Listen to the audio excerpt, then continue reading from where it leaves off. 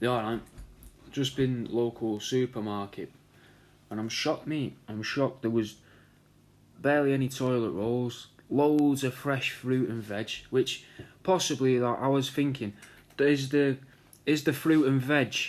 How did they know that they were going to need all of that fruit and veg? Like, the toilet roll is sold out, and then there's fruit and veg left. So has that fruit and veg being tainted or sprayed with chemicals in order to affect us? Because we've been manipulated into buying loads of toilet roll and stocking up on hundreds of toilet rolls. But then all they're doing is giving us all of this fibrous, all these sources of fibre, bananas, lettuces, strawberries, all that stuff that makes you shit really smoothly and frequently. So is it all a ploy from toilet roll manufacturers to sell more bog roll? Is it to try and get some form of modified food, the fruit and veg, into us? Or is it just, are they trying to damage the sewerage system to maybe like attack the underground aliens and that? But the thing that bothered me the most about it was no one was listening when I was shouting it at them in the shop. So, I mean, it upset my girlfriend. She wasn't overly keen. She told me to stop, but I was trying to get into people's heads that all this fruit and veg, they must have known that it were going to be needed.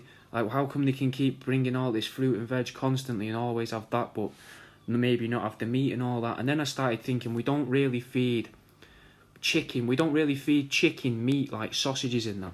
It makes them angry anyway if you feed chicken meat, but maybe it makes us angry. But anyway, we don't feed chickens and cows and that meat because we eat them. So what if something's planning on eating us, and it just wants us to have all this fruit and veg to clear out our systems so that they can have it, or whatever it is finally going to collect all of our shit and piss to harness the gold? And if that's mental and you don't understand where I'm coming from with that, I did a video ages ago where I started talking about that. But anyway, that's just shit in my head. What really shocked me the most was there wasn't anywhere in the local supermarket where I could pick up a love heart with mouse intestines inside.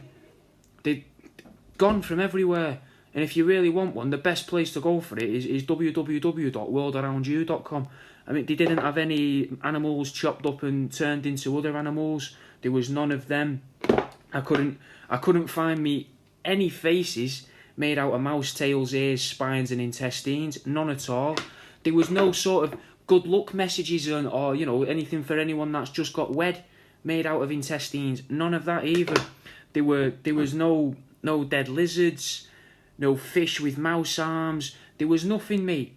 Nothing like that. So the best place to grip your stuff like that is www.worldaroundyou.com. I'll put a little thing in the comments below. I should have put it in the description, but I didn't.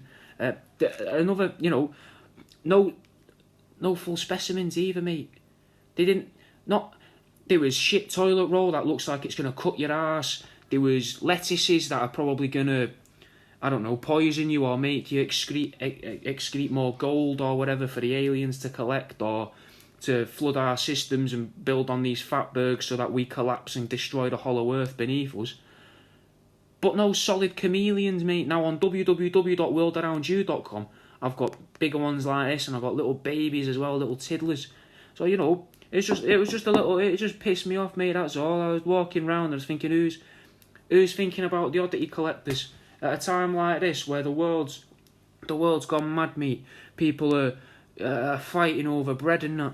But no one's fighting over mouse hearts and mouse testicles, and I want to be all of your little, guiding little star, so you can still get your weird shit.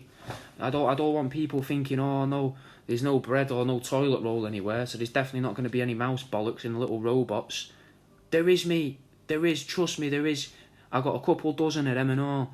I've got all sorts, mate. I've got all of that covered, and I think every day I'm gonna sort of let my paranoia fester.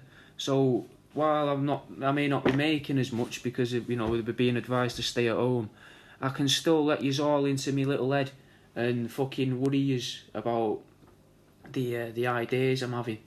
But think about it all. Back to the bog rolls and that. Think about that, mate. So they must have known there wasn't going to be If all of this has been planned, then that means that the toilet roll industry is a part of it. But they've been trying to get us to plant trees for ages for the toilet roll industry. They're saying, every bog roll, every pack of toilet rolls you buy will plant 3 trees. So they're rebuilding this forest. So what if they do this every sort of, 150 years? How long does it take to grow a tree to cut it down to make toilet roll? What if this is a cycle? What if we're all owned by the toilet roll manufacturers? What if it's them that own us? Maybe it's them that collect our shit and piss, and that's why our bodies are perfectly attuned to harvest gold out of pretty much anything.